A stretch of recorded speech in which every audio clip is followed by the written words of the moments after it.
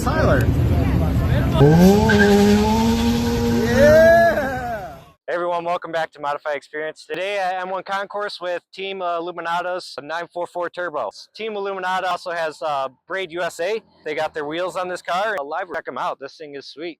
This car is absolutely gorgeous. Today we're going to treat you guys and take it out on M1 Concourse, and we'll give you a true experience on what the car can do. Just want to make sure the information you receive is as accurate as possible, and there's no better way to do that than take it out on a track. Yeah, they got this thing to promote their business, and they also got it to take it to some track days and build it up and get some racing done, get some track time done.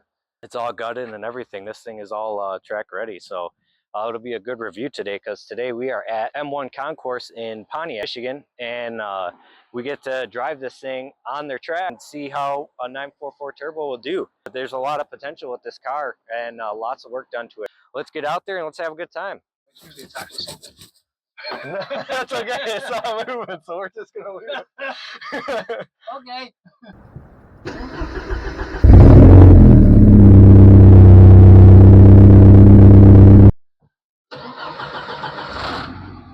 This thing fires right up.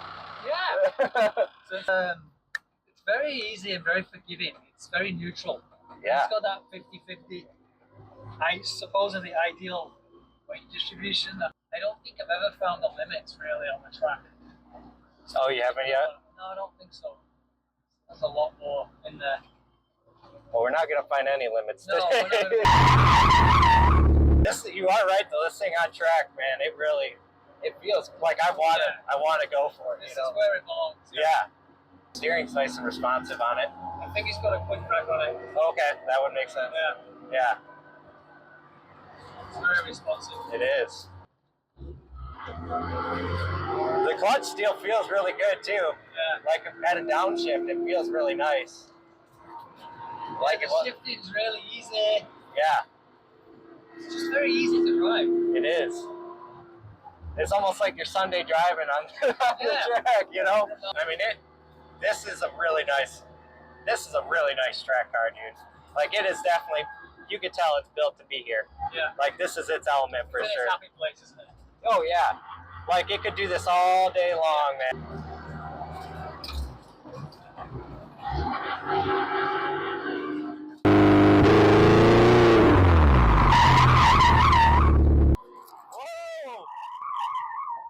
And a bit of turbo lag. Yeah. I've done the same thing. Yeah? But it does have a lot of lag. Yeah, it does. You haven't felt the boost yet. No, and that's the thing is like... Do it now first. Okay. Explore it.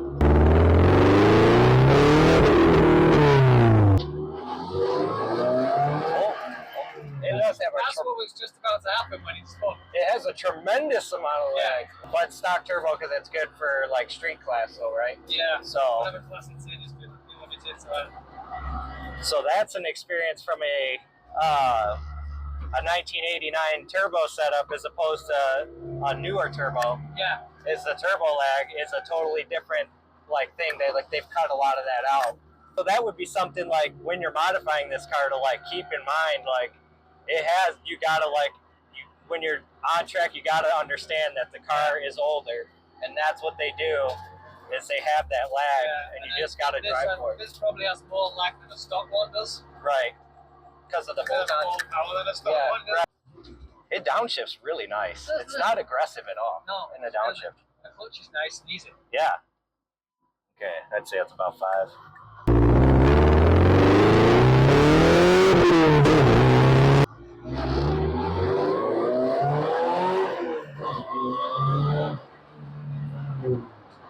It's definitely not as it's not as fast as I expected. Like the launching like that. I mean, it's quick, but it was nice and straight. I mean, it didn't pull off to no sides or nothing. Like it did well. Like that was pretty impressive for how old the car is. Like Let's go with the aero package. The what? The aero package. Yeah, the aero. You think so? I'm actually gonna build a similar splitter for the RX-8 out of wood. It's just a great idea, because like if you break it, whatever. Yeah. You know. All right, so. I'm a little surprised to see that, but I knew that that's a thing. But still, it's like it's not like it's an amateur one. No. It's a proper one. Yeah. It's like this is a real splitter. I will say, I'll put this on the record with this car. I It's so deceiving. This clutch is so easy. It is, isn't it? I don't think it's going to be that easy. No. If I was in the market to get a project build car, like a 944 turbo this would be a sweet car to track. This thing is sweet. Like it's really fun. Yeah. Like you just want more, and like you feel like it's a challenge to drive the car. It's not like easy driving full throttle. Like you actually need some experience. You need to know what you're doing. One of the things I like about it is the squeaky brakes. Oh, I love squeaky brakes. That don't bother me one bit. All right, here we are. We're back with Paul, and we're in their showroom. We had a good time driving the car out on the track. It was a blast, man. I actually really like driving the car on the track. My only thing that I didn't really I don't say I didn't like it, but it was difficult to get used to. Was the turbo lag. Was definitely significant, but it still has the same stock motor, right? And then stock turbo. Pretty much. I think yeah. turbo might be tweaked a little bit, and right. The ECU's been tweaked as well. Right. So it's definitely not stock horsepower. Okay, yeah. And not stock levels of turbo lag either. Right. And that was the just because I haven't had as much experience in older cars, and that's just how they were back then. They just had turbo lag. And it caught me by surprise. We'll just say we'll leave it at that. But yeah, we don't need to go into detail. No. But it was still a lot of fun, and the car really did well. If you're trying to build a race car, and like on a budget, I mean, you could pick one of these up, and probably not in as clean a condition as this, but for pretty cheap. And it's a bargain right now. Yeah, and it's a great platform to build on, and there's stuff out for it now. Mm-hmm. You know, so there's actually aftermarket support for these cars now. So I mean, the sky's the limit, you know, and they're growing. So as they're growing and more people get interested in these cars and have them and need parts for them, just the more things are going to come out for them. So really cool car. I enjoyed it a lot, and the steering was great. Quick rack is a must. Transformational. Oh yeah, I mean it's insane. Yeah. You don't have to turn the wheel nowhere near as much to get your corners. So it makes a big difference with the car. Paul, why did you choose the 944 Turbo to be one of your cars to promote your business? Oh, right, yeah. Well, it was kind of available. A friend of mine had it stored for years. It kept calling my name, and I couldn't figure out an excuse, a reason, a logical rationalization to buy it off him. And eventually I did, because 944s are becoming really popular now. Mm-hmm. We sell wheels, sprayed wheels. We sell a lot of wheels for 944s. Values are starting to creep up. I've always liked them. They always look good. And this one was just sitting there, and it was just calling my name. I tried to make a friend of mine buy it, and he decided it wasn't for him. I was like, no. So eventually, another 6 months of rationalization, I figured out I can make this work. If nothing else, it's a 60,000 mile rust-free 944 turbo. That's a good way to look at it. In essence, it's a good deal. So if I buy this, it's not going to lose value. It's probably worth more than I'm paying for it. All kinds of expenses. And it's growing in value too. Yeah, and it'll probably grow in value to some extent. So investment wise, yeah, it's not a big deal. And I think now we've put the delivery on it. It's probably more than it's jumped in value because it looks so cool. But, it does. It definitely looks a lot better than what these look like stock. Yeah, but stock, these are very they're very 80s. Like this has changed my entire perspective on 944s. Good, and that's driving this car and looking at it. Great. Yeah, like this is, I think the car is gorgeous. And like when I was taking pictures of it, I couldn't get over the front fenders and like the hood and like with the roof line, like by the windshield. Like, so I just couldn't stop looking at it. Like I just had to keep taking pictures of that and like trying to show what I see, because it just looks so good. Like I just see it differently now. And after experience, like what it's capable of doing, this is a raw car. And just a blast to drive, and it just really opens your eyes on what the capabilities of something unexpected is. Yeah, it's amazing how much fun you can have in a 30-year-old car. Yeah, oh yeah, for sure. There's not it doesn't really drive like an old car, although it does drive like an old car. It doesn't All at drive the like same an old time. car. Right. Yeah, I mean, and you have to drive it. Right. It doesn't drive for you. Yeah, exactly. And that's it too, Yeah. you know. Paul, God, what a beautiful shop you have here, and what a sweet car. Why is this car here? We use the excuse of using it for marketing our business. Right. I don't know if that's really accurate. I mean, that's the rationalization. It does get a lot of exposure. People like it. I mean, the fact that we're here talking about it, Exactly. I guess, is good.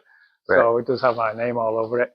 The reason it's wrapped in this livery because there was never a Rothmans factory 944 race car, unlike the 911 that we have, which is how we adopted the livery in the first place. Right. And applied it to the van.